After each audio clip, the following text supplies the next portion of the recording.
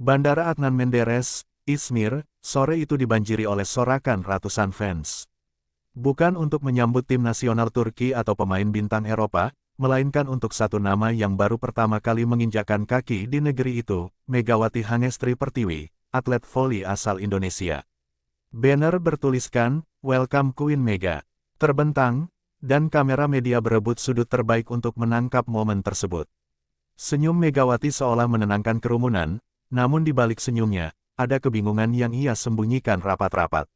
Di tengah keramaian itu, seorang jurnalis senior dari surat kabar volleyball Gunlugu, Serhat Demir, berdiri terpaku.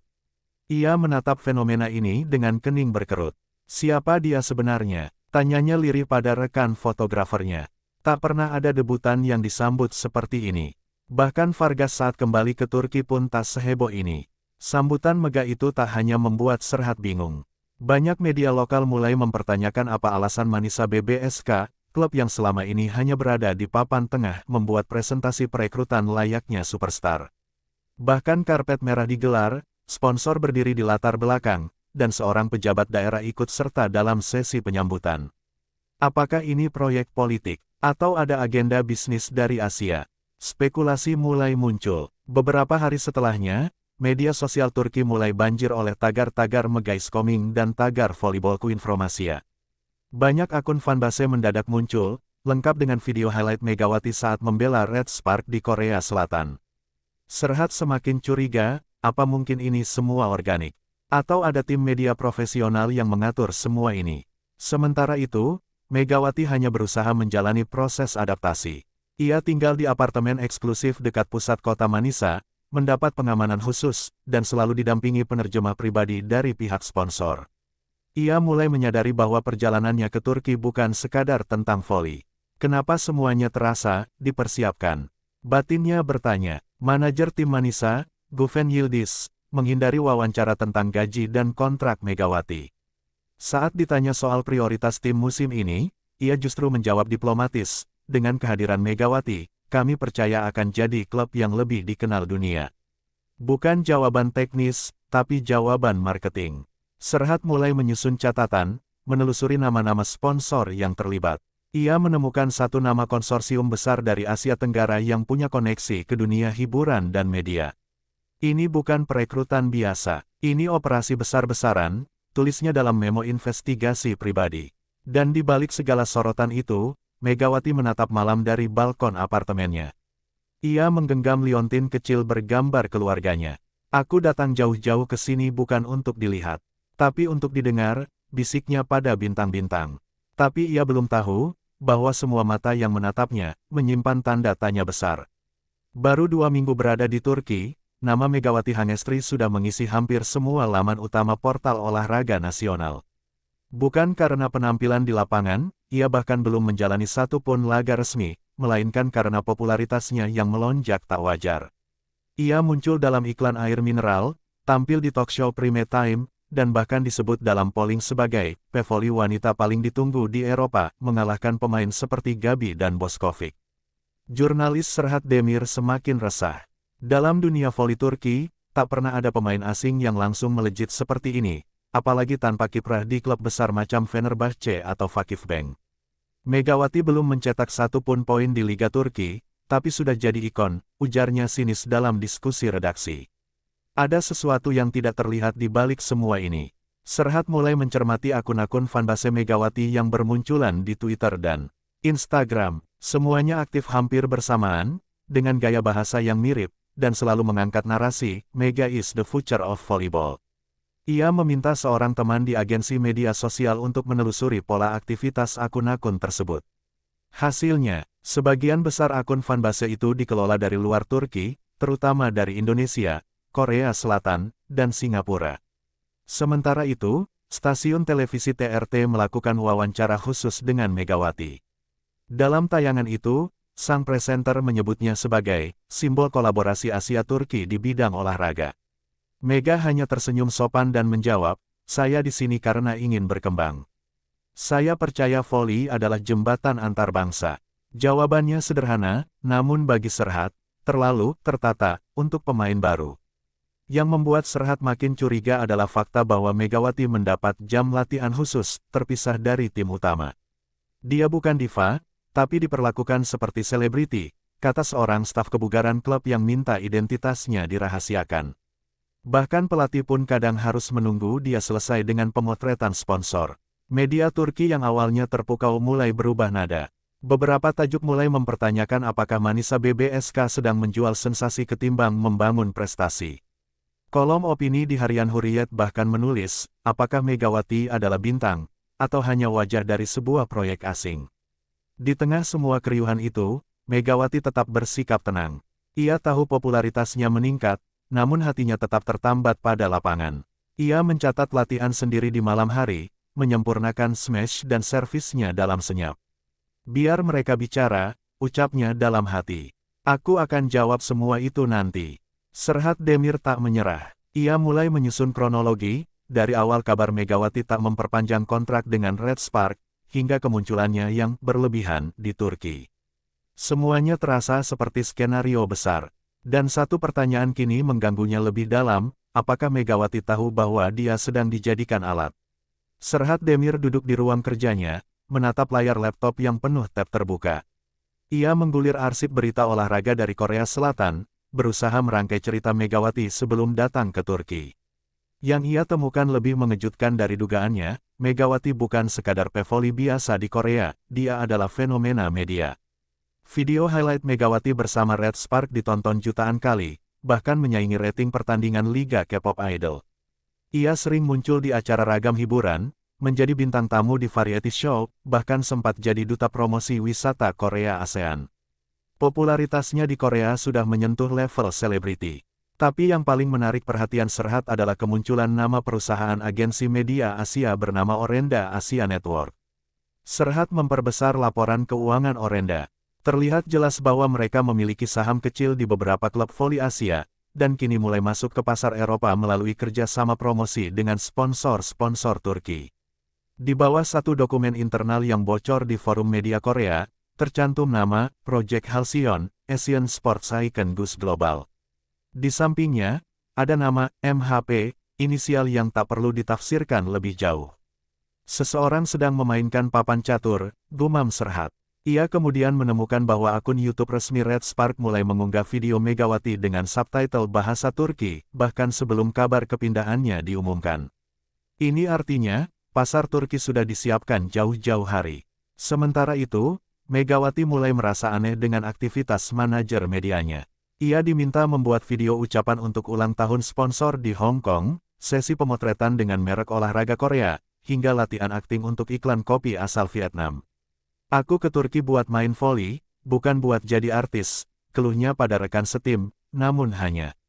Dijawab dengan senyuman lelah. Serhat mencoba menghubungi salah satu mantan jurnalis Korea yang dulu pernah meliput Red Spark. Namanya Ji-Hoon Park. Setelah berbincang cukup lama lewat panggilan video, Ji-Hoon berkata, Megawati punya pesona yang luar biasa, tapi dia tak pernah minta ini semua. Sistem yang membentuknya jadi simbol, karena dia datang dari negara yang belum pernah melahirkan bintang voli dunia. Asia melihatnya sebagai investasi emosi dan simbol harapan. Kata-kata itu membuat Serhat terdiam. Mungkinkah Megawati hanyalah korban dari obsesi banyak pihak untuk menciptakan ikon global? Ataukah dia sebenarnya sadar dan ikut memainkan peran itu dengan sadar? Sore harinya, Megawati memandangi akun Instagramnya yang baru saja menembus 1 juta pengikut. Komentarnya dibanjiri pujian, tagar, dan emotikon bendera dari puluhan negara. Tapi satu komentar dari pengguna anonim menohok hatinya. Mega, kamu tahu nggak sih kamu sedang dijadikan simbol oleh mereka semua? Megawati menatap layar ponselnya lama. Tak ada balasan, hanya bisikan dalam hati, aku tahu. Hari itu Manisa BBSK menjalani sesi latihan tertutup di dalam arena latihan utama mereka. Namun anehnya, meski tertutup, lebih dari 5 kamera profesional berjajar di tribun. Mereka semua diarahkan hanya pada satu sosok, Megawati Hangestri. Setiap kali Megawati menyentuh bola, kamera menyorot. Ketika dia tertawa dengan rekan setim, kamera zoom. Bahkan saat ia sekadar minum air, lensa tetap mengikutinya. Pemain lokal Manisa seperti Derya dan Aileen mulai gelisah. Ini latihan tim atau sesi pemotretan pribadi? Celetuk Aileen dengan nada kesal.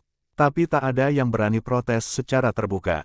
Semua tahu bahwa sejak Megawati datang, klub mereka jadi pusat perhatian nasional, dan gaji beberapa pemain bahkan dinaikkan berkat peningkatan sponsor. Megawati mulai merasa tak nyaman.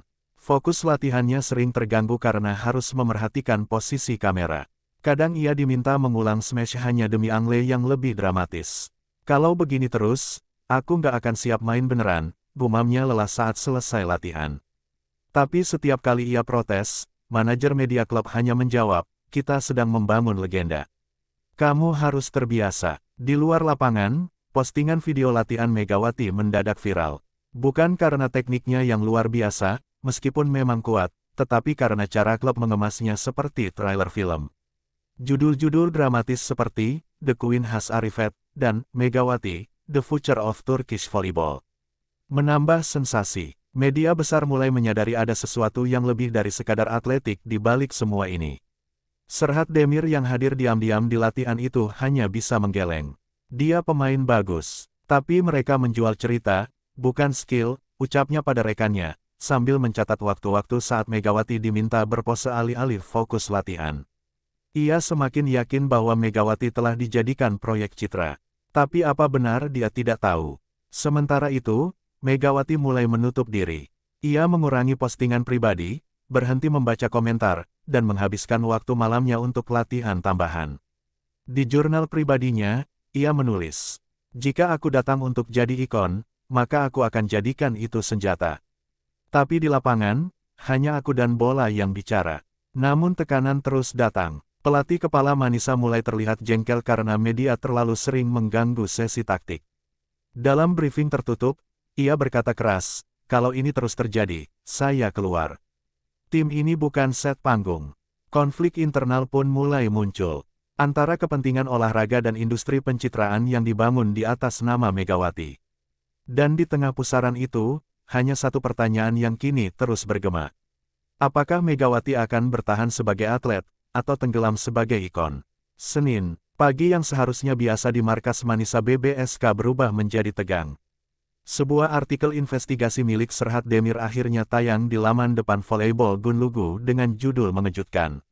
Manisa atau Megawati, klub kecil, proyek besar, dan citra yang dijual. Dalam artikel tersebut, Serhat mengungkap adanya kontrak eksklusif antara Manisa BBSK dengan konsorsium sponsor Asia yang mewajibkan jam tayang Megawati minimal 40% dalam seluruh konten digital klub. Tidak hanya itu, bocoran gaji Megawati yang fantastis, bahkan melampaui beberapa pemain bintang di klub besar, membuat pembaca terpaku. Sumber utama dari artikel itu adalah anonim, seorang staf dalam klub yang mengaku resah melihat bagaimana semua kebijakan tim dipaksa tunduk demi satu pemain. Pelatih tidak bebas menyusun taktik. Sesi latihan kadang ditunda hanya karena jadwal iklan Megawati bentrok. "Kami bukan lagi klub voli. Kami ini reality show." Kutipan itu langsung jadi viral. Media-media lain pun mulai menyoroti sisi gelap dari popularitas Megawati. Netizen terbelah. Ada yang membela Mega sebagai korban sistem, ada yang menuduhnya pencari sensasi, dan tak sedikit yang justru menyalahkan klub karena menjual idealisme olahraga demi uang. Di ruang ganti Manisa, situasi memanas. Beberapa pemain merasa disepelekan. Aileen, yang merupakan kapten lama klub, secara terbuka menyindir, "Mungkin kita semua seharusnya belajar jadi influencer, bukan latihan voli." Kalimat itu membuat suasana tambah renggang. Megawati menunduk, memilih diam meski hatinya ingin bicara.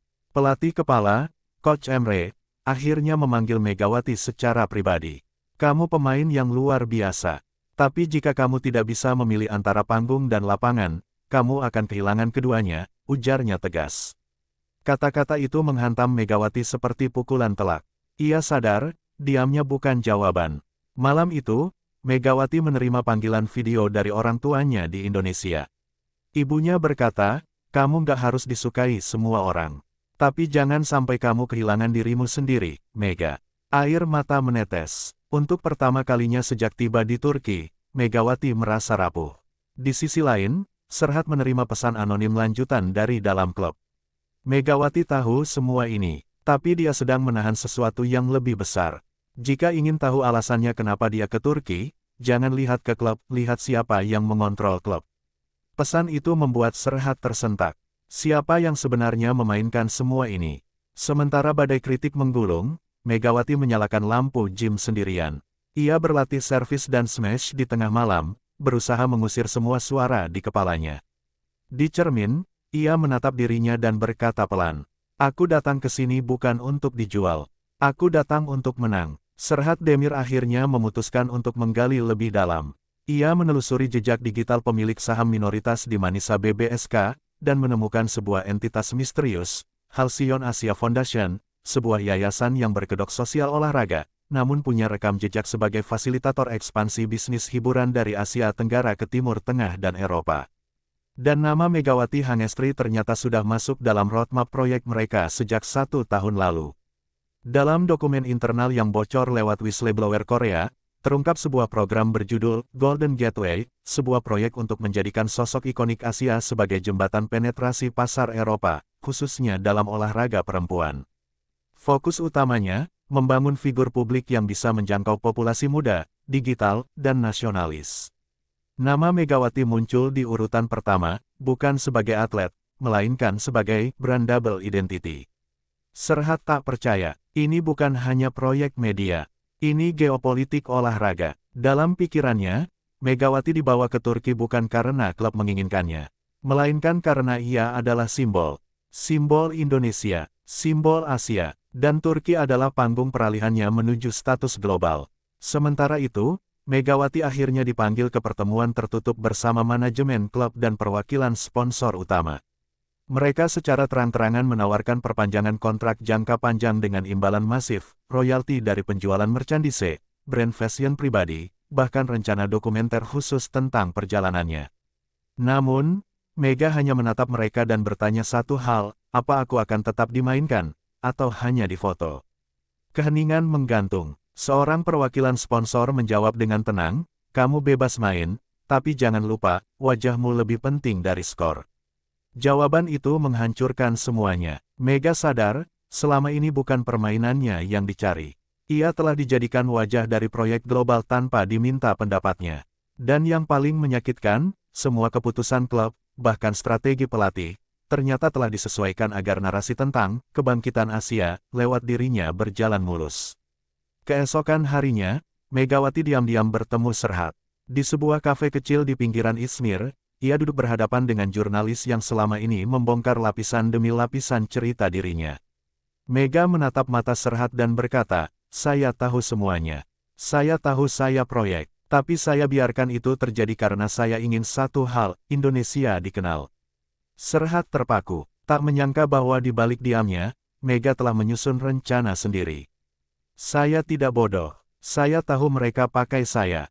Tapi saya juga pakai mereka. Saya tahu satu-satunya cara membawa negara saya masuk ke peta adalah jadi sorotan." Di akhir percakapan, Megawati berdiri dan berkata, "Saya hanya akan main satu musim di sini. Tapi selama satu musim itu, saya akan pastikan mereka tahu siapa Megawati sebenarnya, bukan simbol, tapi senjata." Hari itu, seluruh media Turki dihebohkan dengan undangan konferensi pers mendadak dari Manisa BBSK. Tak ada keterangan detail, hanya judul yang mencuri perhatian, pernyataan resmi Megawati Hangestri Pertiwi. Ruangan penuh wartawan dari berbagai negara, kamera sudah menyala bahkan sebelum Mega datang. Di balik panggung, Mega berdiri diam, tangan menggenggam mikrofon dengan erat. Begitu pintu terbuka dan Megawati melangkah masuk, ruangan langsung senyap. Tak ada manajer, tak ada pelatih. Ia berdiri sendiri, mengenakan jersey latihan dan tanpa riasan. Wajahnya serius, matanya menatap tajam ke depan. "Saya tahu, banyak dari kalian bertanya-tanya, kenapa saya ke Turki? Kenapa saya, pemain dari Indonesia, mendapat begitu banyak sorotan bahkan sebelum bermain?" Suaranya pelan, tapi tiap katanya menggema. "Saya tidak akan menyangkal, saya datang ke sini dibawa dalam proyek besar. Ada strategi, ada politik, ada uang yang bermain. Tapi saya tidak datang sebagai korban. Saya datang dengan mata terbuka." Wartawan mulai menunduk mencatat, suasana hening sepenuhnya. Mega menghela napas. "Mereka pikir saya akan diam. Mereka pikir saya akan senang dijadikan simbol, difoto, dipromosikan tanpa suara. Tapi mereka salah. Saya akan bicara. Di sini, di lapangan, di dunia, karena saya bukan ikon kosong. Saya Pevoli. Satu wartawan bertanya dengan ragu, jadi Anda tidak menyesal jadi bagian dari proyek ini? Mega menjawab cepat, tidak, karena saya akan ubah proyek ini jadi milik saya. Saya akan buat mereka ingat, bahwa Megawati bukan cuma wajah Asia, tapi kekuatannya. Reaksi media pun meledak. Tayangan siaran langsung diputar ulang berkali-kali, hashtag tagar Megaspeaks, tagar Dia Bicara, dan tagar volleyball Litvire menjadi trending global. Banyak atlet dunia memberikan dukungan, termasuk mantan rekan-rekannya di Korea dan pemain besar dari Italia serta Serbia. Namun tak semua senang. Pihak sponsor gerah, klub kebingungan, dan pelatih akhirnya memanggil Mega secara pribadi. Tapi kali ini, sang pelatih menatapnya dengan bangga. Saya tahu sejak awal kamu berbeda. Sekarang saatnya buktikan lewat pertandingan. Mega hanya mengangguk. Hari itu ia kembali ke gym, mengambil bola, dan latihan lebih keras dari siapapun. Kali ini, tanpa kamera, tanpa media, tanpa pengarah gaya, dan di luar stadion, ribuan fans mulai berdiri di belakangnya. Bukan karena branding, bukan karena media, tapi karena satu hal, dia akhirnya bicara, dan dunia mendengarnya. Sorak-sorai ribuan penonton memenuhi arena saat Manisa BBSK bersiap menjalani pertandingan besar melawan raksasa voli Turki, Vakifbank SK. Pertandingan ini bukan sekadar laga pembuka musim, tapi menjadi ajang pembuktian Megawati Hangestri. Apakah ia hanya produk media, atau benar-benar pejuang lapangan? Para komentator saling bertukar pandang. Inilah hari yang ditunggu publik Turki. Megawati bukan lagi berita, dia akan jadi sejarah, atau jadi sensasi sementara yang cepat dilupakan. Sementara itu, kamera memang tetap membidiknya, tapi kali ini sorotan terasa berbeda. Lebih hormat, lebih penuh ekspektasi. Peluit babak pertama ditiup, Vakifbank langsung tampil agresif, mengandalkan servis keras dan blocking ketat. Tapi Megawati menjawab dengan gaya khasnya, smash kencang menembus pertahanan lawan. Poin pertama untuk Manisa. Penonton terdiam sejenak, lalu meledak dalam teriakan takjub. Smash demi smash dilancarkan, bukan hanya kekuatan, tapi akurasi dan kecerdasannya dalam membaca pergerakan lawan mencuri perhatian. Ia bahkan mencatatkan 7 poin berturut-turut hanya di set pertama. Tak ada yang menyangka Manisa, tim papan tengah, mampu unggul dari juara bertahan.